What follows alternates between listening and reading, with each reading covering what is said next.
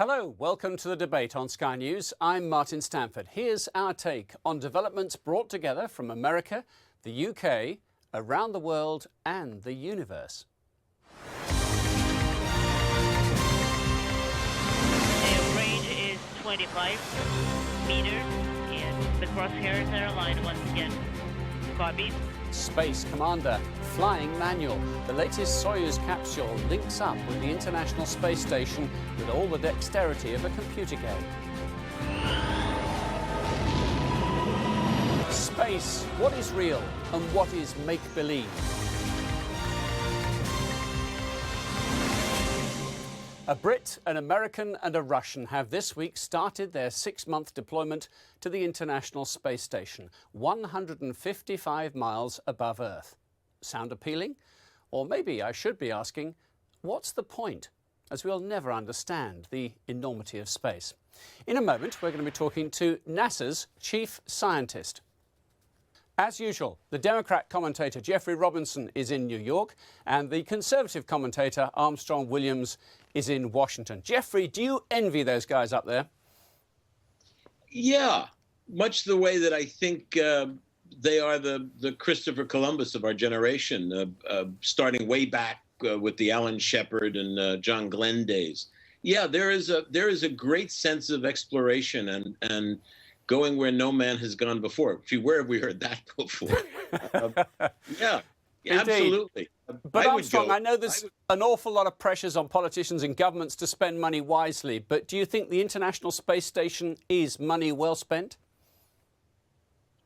Oh yeah, absolutely. If you think about navigation, you think about these things that we call Garmin and the satellite and what it's been able to do. But I think even more than that, why they're willing to spend the money, because each generation wants to leave something behind for 600 to 1,000 years, like what happened with the Great Pyramids, to show the genius of that generation. And I think space is something that we all dream about and contemplate about, if we can conquer that part of the world. And I just think that's who we are as human beings. We want to up the last generation and give them the challenge for the future. Thanks for that. Now, Dr. Ellen Stofan is the chief scientist at NASA, who's joining us from San Francisco. Dr. Stofan, why the International Space Station? How important is it? The International Space Station is incredibly important for the next step that we're taking, which is how do we move humans beyond low Earth orbit? The space station is a great outpost. It's a laboratory in space where we can do all kinds of experiments in microgravity, and especially we can be studying the long-term effects of humans in space. And that's important because we need them not to just stay up there for a year like Scott Kelly and Mikhail Kornienko are doing, but on the 8-month journey to Mars, 8 months back, that's a long time in space, and we need to make sure we can keep humans healthy. And in terms of the priorities for NASA, you've got a number of programs going, not just the International Space Station. We're also thinking about returning to the moon, I believe, and then there's Mars to consider. How do you set priorities? Well, in science, we set priorities by going out to the scientific community. But for exploration, what do we do with humans in space? We're really looking at a combination of what's important scientifically, what are the logical goals that you can do step by step. Now, we want to go to Mars. That's the ultimate goal. And the reason for that is we're pretty sure life must have evolved on Mars in the billions of years ago when Mars had water on its surface. And we need humans there, scientists on the surface, trying to find that life and study it. The moon is an important stepping stone. It's part of the way there. You can get home safely in about 4 days, but you can test the technologies, the capabilities you need, all those issues of how do you keep humans alive in space that long. The problem being for NASA, I suppose, it hasn't had as much funding as it had a generation or a decade ago. Is that a problem? You know, it's a challenge, and I think times are very different than they were at the time of Apollo, where NASA really went it alone. When we move out to the moon, when we go beyond, and even just look at the International Space Station, where it's a partnership, it's an international partnership, and that's how we are going to be able to accomplish these great things, is by leveraging all the skills and all the space agencies of the world. In addition, we're in a new era where private industry is really playing a more and more significant role. You look in the U.S., we have cargo launched to the International Space Station by commercial companies. Starting in about 2 years, we're going to launch crew from U.S. soil with Boeing and SpaceX Corporation. So it's really this public-private partnership, international partnerships. That's what's different, and that's what's going to allow us to accomplish this. You see, Jeffrey, looking back at that wonderful era of Apollo, which I must admit personally I followed pretty closely, was it really all about the two great nations of, well, the USSR to begin with, and then Russia more latterly, and the USA fighting it out in space? Oh, absolutely. I wrote a book about Sputnik because I was fascinated. I remember seeing what I thought was Sputnik. It turned out not to be the capsule itself. It turned out to be the residual rocket engine back in 1957. But it panicked America into believing that the Russians could somehow put a weapon up in space and destroy us. And Eisenhower and his CIA chief, Allen Dulles, knew that the Russians didn't have anything else. But Khrushchev was full of bluster. And in fact, Scotty Reston from the New York Times went to see Khrushchev 3 days after Sputnik went up. And he said to Khrushchev, what else? And Khrushchev said, we have dozens of Sputniks ready to go, when in fact he had none. And when Reston left, neat little story, he called Korolev, who was the chief scientist for the Russians, and said, what can you do next? And Korolev, who was a dreamer, said, how about if we put a dog in space? And Khrushchev said, how soon can you do it? And he said, 3 weeks. But for all the sort of tales of daring do, Armstrong, and human ambition to explore brave new worlds, there is the question about the other side of this and staying safe, and the whole question of weaponizing space. Is that something you'd have the scientists do as well? Oh, there's no question that is going to happen, and there's not much you're going to do to stop it. You know, I would be curious, and we're so grateful that our guest got up so early this morning to have this conversation. You know, I as a kid and even as an adult, sometimes I often study about space and the programming. And one of the things I think that fascinated me the most is the simulation that they use for people to go in. I think they set one up in Hawaii some time ago where you can actually go and prepare in real time of what it's like to actually go in space. And even though you can't duplicate what that's like, and one of the things is how you deal with coexisting with each other. How do you learn about a person's temperament? How do you fight against depression and being down and feeling isolated? Because isolation is such an issue with people when they go up in space, because she's absolutely correct, of course she is, about the amount of time that it takes to go and come back, and how to exist in such a small bubble, in such small space for that amount of time. And I would be very fascinated in having her discuss the simulation and how well does it actually prepare them for the flight, and can you really prepare them and with all the things that they're not prepared for once they take that flight and find themselves there. Well, let me give Ellen a chance to answer that question. And as well, Ellen, just highlight the fact I spot on your NASA website, you're actually asking for applicants. If you fancy being an astronaut, why don't you apply? So tell us what you're looking for. You know, we're looking for people with college educations who have some kind of technical background. It doesn't matter if it's engineering or science. We take MDs, we take PhDs, we take pilots. So it's a huge range of backgrounds. So I really urge people, if you're at all interested, go to our website and apply to be an astronaut. I think on the discussion, you know, there are all these factors about having humans isolated in space for a long time. So we do all kinds of Earth research. Both us and the Russians and the Europeans have done a lot of different research on what are the effects of having humans together working as a team in small confined spaces for long periods of time, because you listed all the issues that take place. So when we pick astronauts, you know, we really do look at temperament. How are they going to deal with stressful situations, because it is stressful being up in space. There are still a lot of issues. We have issues that come up on the International Space Station that all the astronauts have to deal with. But, you know, in my mind, some of you might have seen The Martian. You know, the character I think that our astronauts mostly have is, how am I going to dive in and use my science and technical skills to solve this tough problem? And that's the kind of character we look for. And just to wind back a bit, Dr. Stofan, why do you think it's important to send human beings, men and women, up there? Because robotics, computers are pretty cool these days and they can do quite a lot of stuff. Why not just send them? You know, they can do a lot of stuff, but when we're trying to find a rock with a fossil that'll help us prove that life existed on Mars, you know, that's a tough thing to do. That's going to take ingenuity, creativity. Our Opportunity rover on Mars took about 11 years to go 26 miles. Now, obviously, I can't run a marathon. Maybe some of you can.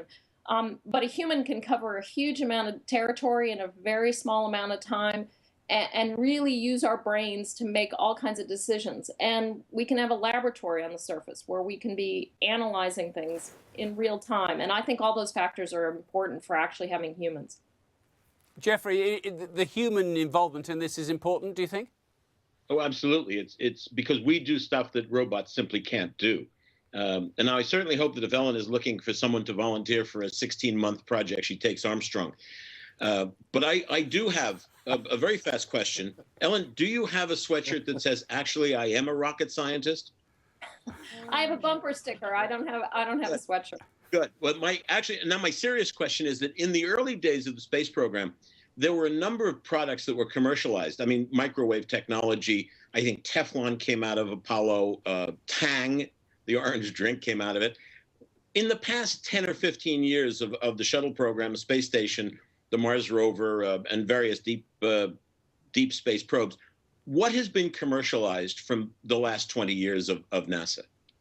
We publish a book every year about this, about a half an inch to an inch thick of NASA spin-offs. And so that tradition has continued, whether it's lightweight, strong fabrics that you encounter every day in the clothes you wear, whether it's those little winglets on the end of airplane wings that NASA helped develop, robotic surgery technologies that are based on NASA technologies, a lot of optics technologies that we use here on Earth, imaging technologies and things like mammography. A lot of those things came out of products that were originally aimed towards solving some problem for space, but then they had application here on Earth.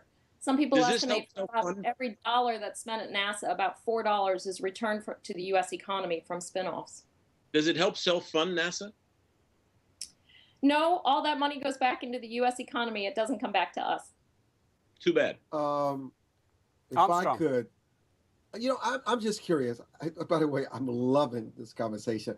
I'm just curious how movies like Star Wars, and I know we're going to get in this to a certain point today, impacts what you're trying to do in terms of raising money, branding what you're doing, showing the importance of it. You have a lot of galaxy movies in the space with animated characters. Sometimes people don't want to separate reality from fiction, and so there are a lot of things that impact you and your program, and in terms of getting people to understand the importance of it. How do you continue to brand? I mean, it's one thing to talk about the things that you discuss as to why did we go to space, but how do you really justify it? What do you think the real reason, beyond the things that are obvious, why we continue to do this and why it's necessary that it's funded, and also how these Star Wars movies really play a role in your success in some unique way? Well, if you look at the multiple reasons why we explore space, I talk about the scientific ones because I'm a scientist, but I also think there's a piece, you know, for competition. Obviously, we talked about that's why Apollo happened, was international competition. It wasn't for the science. And then there's the inspiration piece, that whole character piece. I can't tell you how many doctors, engineers I have met who said they went into science, not to come work for NASA, but went into science or technical fields because they were inspired by Apollo. And I think big things, like when we as a species, as humanity, as the United States, as a European community, when we accomplish great things together, sending people into space, moving out towards the surface of Mars, we inspire the next generation to want to achieve more. And that inspiration piece is incredibly important to me. I go around and talk to school kids all around the world. And when they hear somebody from NASA is coming, they get so excited because to them, they confuse it with the movies. You know, to them, it's Star Wars, it's the shuttle, it's the space station, it's everything wrapped together. And I think we play an incredibly important role in inspiring the next generation. And Dr. Stofan, it's not just extraterrestrial, is it? Again, checking the information from NASA and latest releases, you've got science now that helps us with life on Earth. And somewhat alarmingly, I'm seeing they're predicting a bumper El Nino that could be really destructive is brewing in the Pacific. And your scientists know that now. That's right. We have 19 satellites studying this planet. The Earth is our favorite planet. And we do things, we need all those different satellites because we live on such a complex planet. Obviously, one of the things we're focused on is understanding our changing climate and weather phenomenon like El Nino that can have a big effect. And we try to get that data out to the public. All our data is freely available to the public. But increasingly, we're trying to turn it into information for decision makers. Where are areas that might flood? Where are areas that are more vulnerable to the effects of climate change? How can we use our data to help farmers make decisions about how much to water their crops or what to grow? This planet is changing, and we feel like we can use space-based data to help us understand and cope with some of those changes. Dr. Ellen Stofan, great to talk to you. Thank you for being with us today. Thank you. Reminder, you can catch up with the Sky News debate on Apple TV, on Roku, and catch up, and of course at skynews.com/US. Well, now the gap narrows further between reality and make-believe. Star Wars, the Battle of the Republic versus the Empire. Well, Nick Powell is the director of the National Film and Television School and is our guest in this segment of the programme. Are you looking forward to seeing this, Nick Powell? How important is the Star Wars story for us all? Well, I'm very much looking forward to going to seeing it, going to the premiere tonight. I think the Star Wars story, of autocratic empire v democratic republican, is as old as the Greeks, as they say. But obviously at the center of it, it's also about use of force, the finding agreement without that. It was a metaphor, wasn't it, for real-life events between nations? Yes, people say it was. There was the Cold War and, the great, not great, but the big Russian Empire, the American Empire, for want of a better description, but the West. And the West, of course, had the Force in the sense of being technologically much more advanced than the Russians, at least in the area of nuclear weaponry and such like, although, of course, the Russians were the first to put someone into space. So I think a lot of that will have inspired George Lucas and the other writers of the first series to create these two worlds within a galaxy far, far away. Well, let's bring in Jeffrey Robinson in New York and Armstrong Williams in Washington. Armstrong, your favourite, was it the original, or do you like some of the more subsequent movies, or the prequels, I suppose, because the story went all which way, didn't it? I enjoyed Return of the Jedi. I follow all the series. In fact, when I was in Puerto Vallarta last week, I was shocked that in our theater library was Star Wars, and I sat there with the kids and watched it all over again. And what is fascinating is that when you think about corruption, you think about deceit, betrayal, you think about politicians, whether in the United States or across the world, you see some of the same characteristics and some of the same traits. You realize that the empire, no matter how deceitful and betrayal they were far more organized, they were far more focused, and less of a bureaucracy than the Republic. And it's one of the reasons why, in the long run, the empire was able to win and the Republic was able to lose.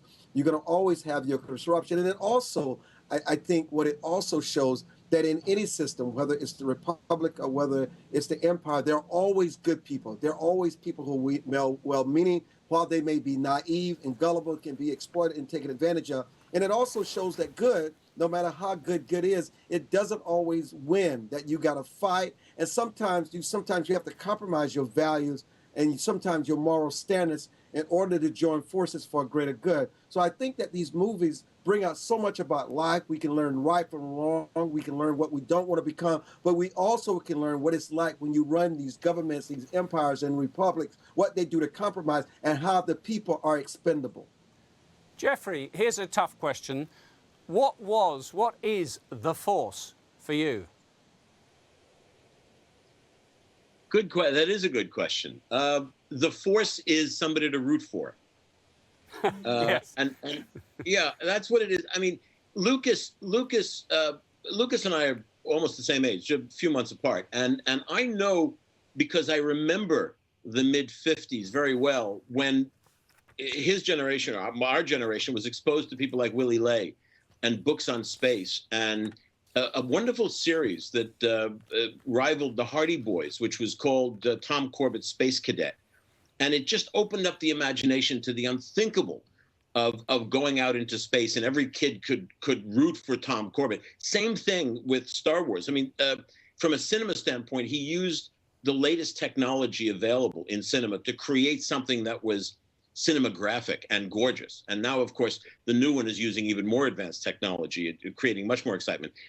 But it's a great story. And that's the essence of great cinema. He told a story that everybody could find somebody to root for, whether it was R2-D2 or Princess Leia in her bikini.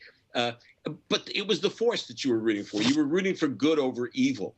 And there's nothing wrong with that.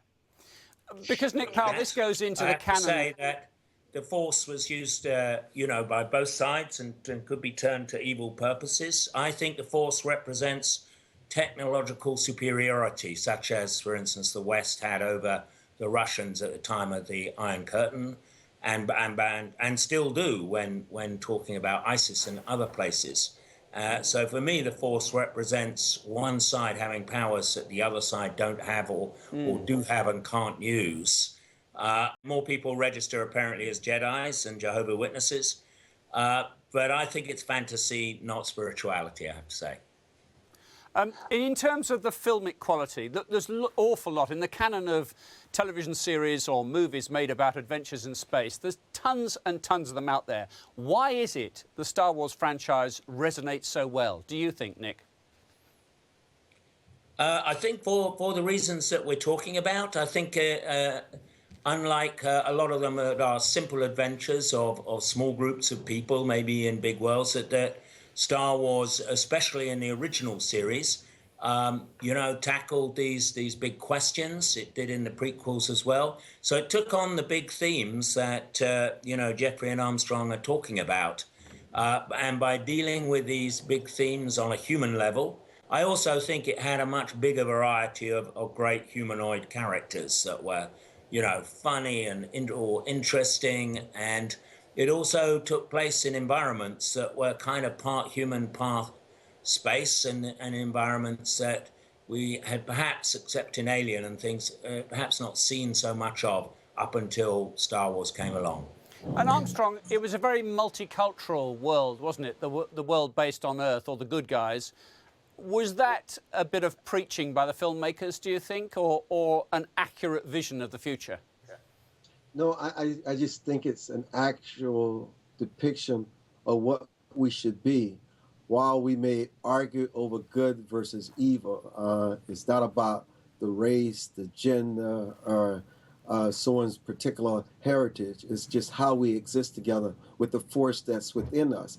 And if that force is good, we usually gravitate towards that, which is good. But we also know that good because we can become resentful, we can feel empty, and sometimes the force of evil can gravitate towards us and can corrupt us. Because good can exist without evil, but evil cannot exist without good. And as much as we fight for good in the end, people realize that even to save humanity, you've got to return to good. No matter how corrupt and how fallen man we may become, we also realize that in the end, all of us must return to good if we're to survive as a species. Jeffrey? I just thought of something. As kids, Lucas and I, at the age of 6 or 7, had toy dinosaurs. And kids were always fascinated with dinosaurs. They were made out of plastic, and they were about that big, and you could play with them. Cowboys and Indians. That's what Star Wars has become for our children. Star Wars has become the new dinosaur. Those characters. And now the kids have grown up, and that stays with them. Nick, just a final thought about this change of director and change of the driver of this new story. How much pressure is on J.J. Abrams, and don't tell us any secrets you know about it, but how much pressure is on him to get the mood right, to continue the franchise in a way that people will identify with and be happy with? I think the pressure on J.J. Abrams is huge, but you know, without giving anything away, by all accounts, he has succeeded handsomely in creating a tone that certainly the feedback so far, you know, seems to be very pleased with, and I have to say that I think J.J. Abrams is an absolutely inspired choice to take on, if you like, the rebooting of Star Wars, especially after the prequels were not so well received by at least a lot of Star Wars fans. So I think he's really inspired. He's one of the great storytellers. He's a fantastically able and talented, obviously, director. And I think this subject matter is 100% right. I think it's a fantastic decision by Lucas and his team and Kathleen Kennedy to have him on board. OK, thank you for being with us today, Nick and Jeffrey and Armstrong. May the force be with you all. And with you. Thank you. That's it for this edition of The Debate. You can continue watching Sky News on Apple TV, on Roku and Catch Up, and of course at skynews.com. Until next time, goodbye.